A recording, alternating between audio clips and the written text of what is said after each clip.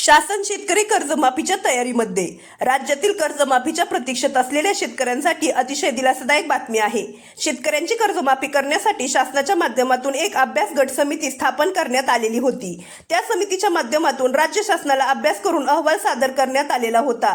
साधारणतः 15 एप्रिल पर्यंत हा अहवाल सादर केला जाईल असे सांगण्यात आले होते, परंतु त्याला थोडासा उशीर झाला व हा अहवाल राज्य शासनाला सादर करण्यात आला. राज्य शासनाच्या माध्यमातून या अहवालाला स्वीकृती देण्यात आलेली आहे.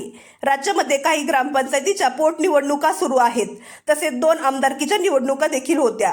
या सर्वांच्या पार्श्वभूमीवरती राज्यामध्ये सध्या सुरू असलेली आचारसंहिता किंवा इतर राज्यामध्ये सुरू असलेल्या निवडणुका या पार्श्वभूमीवरती आतापर्यंत हा अहवाल पुढे मंत्रिमंडळ बैठकीमध्ये मांडण्यात आला नव्हता, परंतु आता येणाऱ्या मंत्रिमंडळ बैठकीमध्ये हा अहवाल मांडण्यात येणार आहे.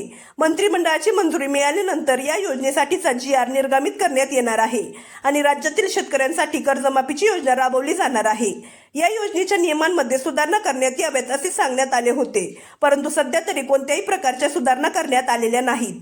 मंत्रिमंडळ बैठकीमध्ये जर या संदर्भात काही सुधारणा करण्यात आल्या तर सुधारणा करण्यात येतील, नाहीतर राज्यातील 30 सप्टेंबर 2025 पर्यंत थकबाकी असलेल्या शेतकऱ्यांची 2 लाख रुपयांपर्यंतची कर्जमाफी व नियमितपणे कर्ज भरणाऱ्या शेतकऱ्यांना 50,000 रुपयाचे प्रोत्साहनपर अनुदान या कर्जमाफीच्या माध्यमातून देण्यात येणार आहे. त्यामुळे सर्वांची प्रतीक्षा आता संपणार आहे. येणाऱ्या मंत्रिमंडळ बैठकीमध्ये या अहवालासंदर्भात निर्णय घेतला जाईल व त्यानंतर मेच्या पहिल्या आठवड्यामध्ये या योजनेसंदर्भातील GR निर्गमित करण्यात येईल अशी माहिती समोर आलेली आहे. याबद्दलची अजून कोणतीही अपडेट समोर आली तर आपण वेळोवेळी ती जाणून घेण्याचा प्रयत्न करणार आहोत. जर आपण पहिल्यांदाच या चॅनलवरती आला असाल तर अशाच नवनवीन व महत्त्वपूर्ण माहितीसाठी आपल्या चॅनलला सबस्क्राईब करा. धन्यवाद.